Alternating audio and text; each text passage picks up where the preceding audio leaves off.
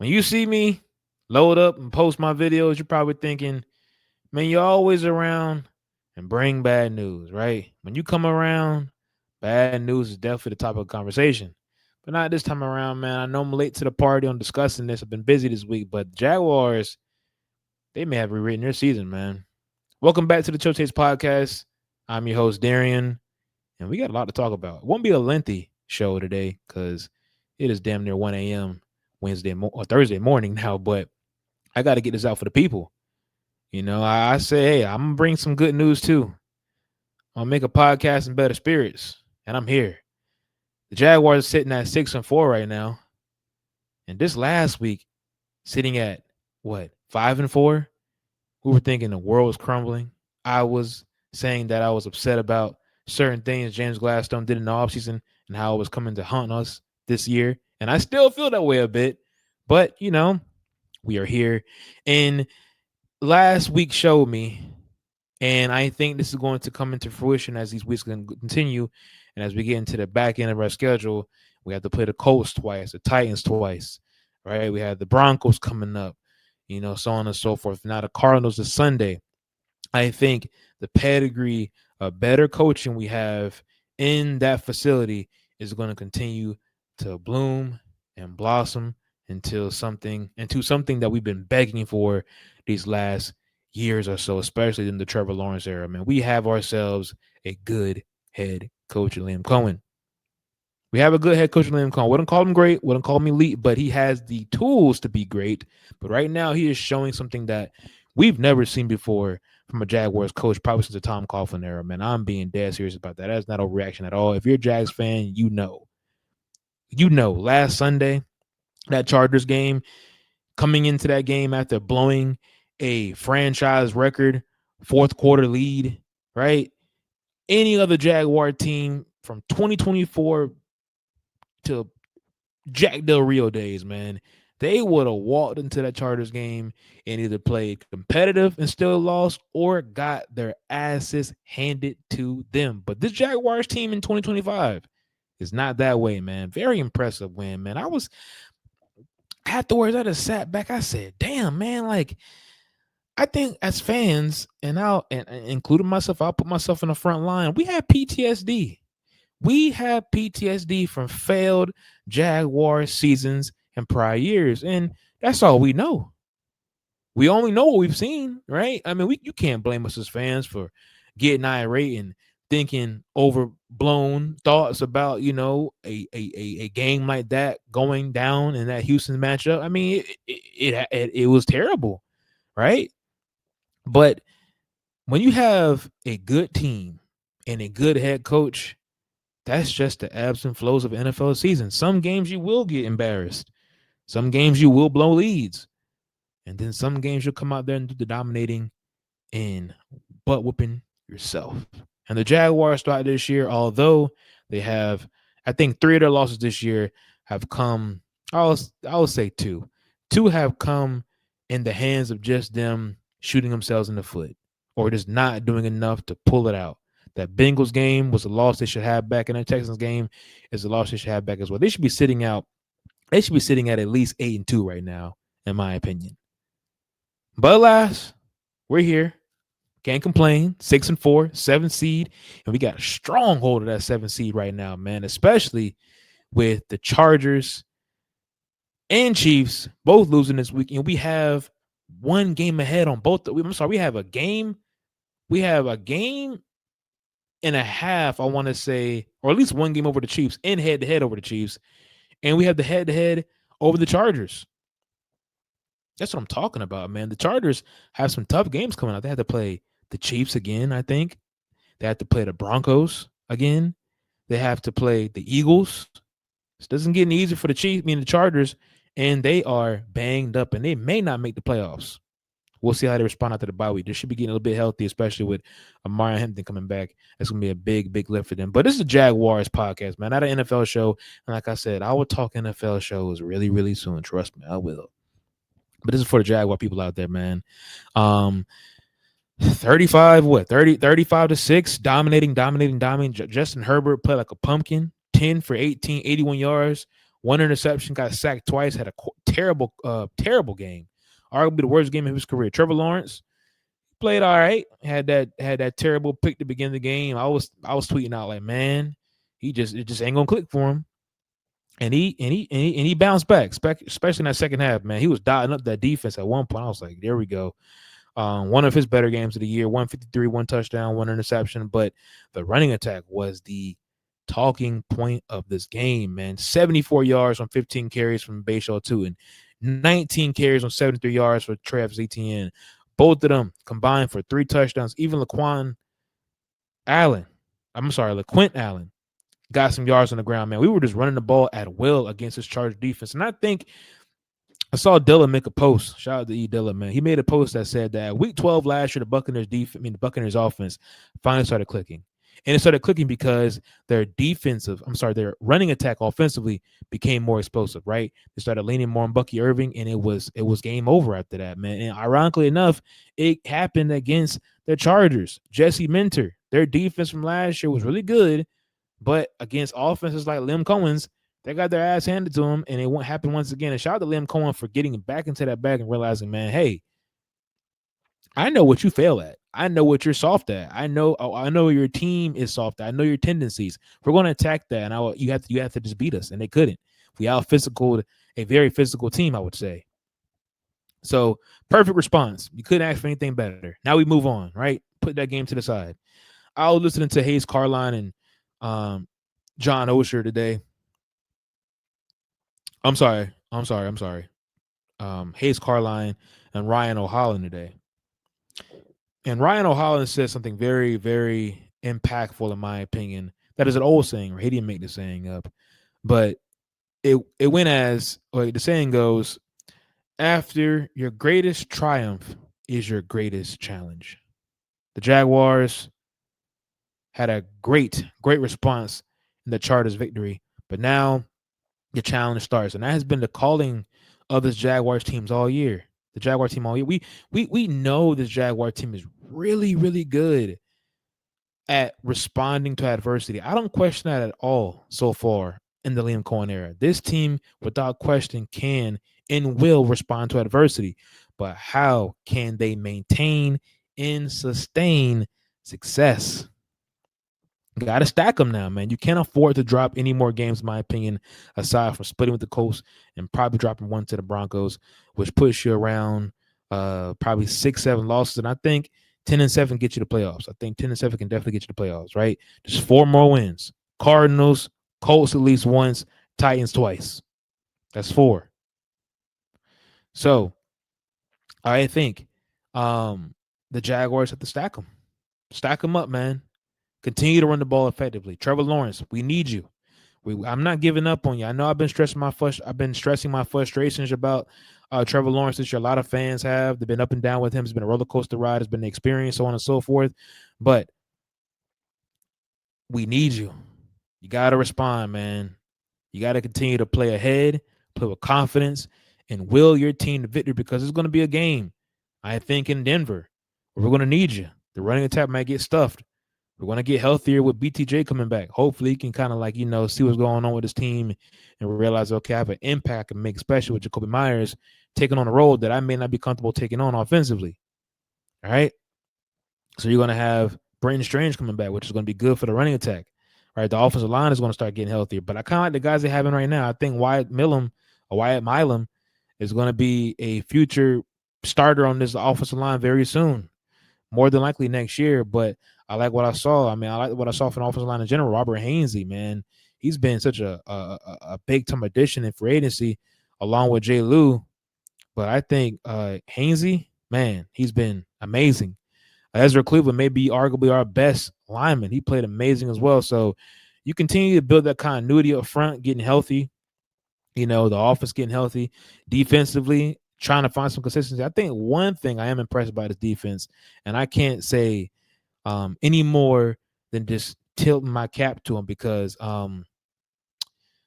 having one of the better run defenses in football is going to continue to pose as a huge strength as we get into the later part of this stretch of games, and also come playoff time. You got to face the MVP, arguably, and Jonathan Taylor, the offensive player of the year without question, and JT, right? You're going to have to face more than likely a possible Bills team in the playoffs, right? You want to be able to play, trench like football when it comes down to stopping the run and making other teams beat you in the passing attack, which is very capable because the secondary is pretty bad. But up front, they're stopping the run, and I love to see that because in years past, the Jaguars defense had no calling card, and they would get abused any and every way, especially against the run. But now they can stop the run, and I like that, right?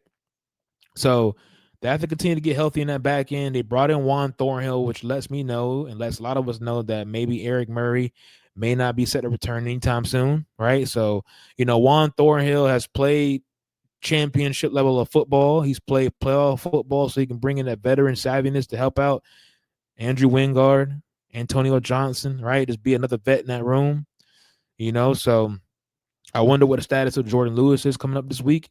I think Jerry Jones has been amazing in that nickel spot, man. He played really good against Lab McConkey. I like what I've seen from Buster Brown. I mean, the secondary, outside of that fourth quarter blunder, they've been playing pretty good, right? Outside of that Raiders game, post Raiders game, they've been playing better, in my opinion, outside of the Texans' fourth quarter. They played really well. They were tackling space, coming up to knock the ball out of receivers' hands. I think Buster Brown had a great pass breakup on like 4th and 3 or something like that when the Chargers tried to run like this pick play for, I think it was Gadsden, and he made a hell of a play on the ball, man. It was an excellent pass breakup, right? Keeping everything in front of them. I love to see that. The pass rush got after it, man. They generated the most pressure they probably generated all season in that Chargers game, right? From guys like Josh Hines Allen, of course, Trayvon Walker, Eric Armstead, who's having arguably a career year right now. Funny enough, Strigaro, the undrafted rookie out of Minnesota, got some action. I think he got a half a sack. BJ Green had a huge, huge sack. I mean, a huge sack that got called back, unfortunately, but he put Justin Herbert on his ass, and it was a clean play, too. Clean textbook hit. No roughing the passer, in my opinion. He just got his ass popped. So, yeah, man. I mean, as long as they continue to play with that juice and energy up front and, not rely so much on DeJuan Smoot and Emmanuel Ogba, the older edge rushers that pretty much have no impact on their game right now, I think they can really spark something up with this defensive line come the back half of the schedule, man. But I'm excited. I hate to say that, and I hate. Now I don't say it. I don't hate to say it. I love to say it, but I try to be cautious, man. But I'm a fan of it today. I'm here to cheer, root for my team, and that's what I'm doing right now. I'm cheering and rooting. So, like a lot of us out there, we're cheering and rooting. But yeah, man, just back to the overall mindset going into this weekend. I'm quite sure Liam Cohen is just pounding the table with this, man. We play better when we're pissed off, but how can we contain it? How do we respond, right? This Cardinals team is pretty much, their season's over with, right? They got Brissett playing quarterback. He's chucking the ball all around the yard. They can't run the ball effectively. Trey Benson may play, but he's coming off IR, so they may not even use him like that. So they're going to pass the ball a lot, right? And they're not generating much points when they pass the ball, but they're going to get it up, right? Brissett gets the ball out really quick. He lit up a Cowboys secondary, and he put up 400-plus yards against the Niners secondary. They're not the healthiest either, but he had 47 passing completions, which is pretty crazy. 42 or 40, in the 40s, right? So they're not afraid to pass the ball whatsoever. No MHJ this week, which is big, but Trey McBride, arguably a top 3 tight end in football. You got abused by Brock. They got abused by Brock Bowers, but Devin Lloyd didn't play in that game, so I expect Devin Lloyd to match up in shadow Trey McBride, and I think Devin Lloyd coming off that calf strain had a few blunders in that Texas matchup, but he was back to playing like all-pro Devin Lloyd we saw during the early part of the season in that Chargers game, right? He was all over the run game. He was guarding Gadsden really well, coming across the middle of the field, picking up crossers, and just playing great football, man. I'm so proud of Devin Lloyd this year. He's due for a contract. He'll get paid, and he should be an all-pro without question Pro Bowl linebacker coming into the season. But yeah, I'm expecting this Jaguars defense to stack a performance. I'm expecting this offense to play well. I'm not counting out this Cardinals defense, though. They pose a great threat up front. They got Calais Campbell, Josh Sweat, Walter Nolan, young rookie D tackle that's going to be very, very good in this league very soon. They got to bring the A game, man. They can't fall asleep.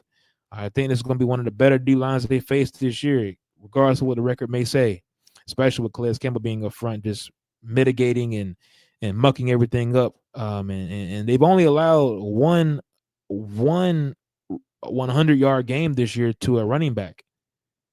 So yeah, man. Jaguars, they want to run the football. They can do it effectively, but their offensive linemen must be ready to come and play and get ready to hit and play tough football like they did last week. I think we win. I think it'll be a close one, but I think we pull it out. We've been pretty good on the West Coast this year in comparison to last year, right? I think we're 2-0 on the West Coast this year. I got the Niners game earlier, got the Raiders game in comeback fashion in overtime, and then we got this one coming up. We have a very lengthy injury report, man. But I think a lot of those guys will play. They're just kind of being held up for precaution or limited in precaution. I'm not sure if we get BTJ back this week. Probably won't get BTJ back versus Titans next week in Nashville. So that'll be good, hopefully. But I'm loving what I'm seeing from Myers and Parker Washington right now. Hopefully, Brenton Strange gets in the game this week. That'll be nice. But yeah, man, I'm just how can they continue to stack these games? Because I don't want to get ahead of myself, but like I've already said, man, I mean, I think 10 wins is staring them right in the eyes right now, staring them right in the mirror right now. Can they respond? Grab that 7th seed, grab the 6th seed, however it may come, but grab it, or maybe, just maybe, depending on how these games go, you may be able to grab the AFC South and at least grab the 3rd or 4th seed. Right, because the Colts, their schedule gets really tough right now. They have the Chiefs this Sunday. Who else did the Colts play? Man, they have some tough games coming up. I'm sorry, I don't mean to have this radio silence, but who did the Colts play? The Colts have the Chiefs, Texans, Jaguars twice, the Texans twice, Jaguars twice, Niners and Seahawks, and of course the Chiefs this Sunday. Very tough slate. Very tough slate. I think they split with Jacksonville. I can see them splitting with the Texans. And I can see them splitting with either the Seahawks and Colts. I'm not sure what that puts them from a win to loss standpoint. But if I'm penciling them in for 4 more wins, if I give them one Texans win, one Seahawks win, one Niners win, one Jags win, that gives them 3 more wins? That puts them at 11-6. You never know, man. You never know.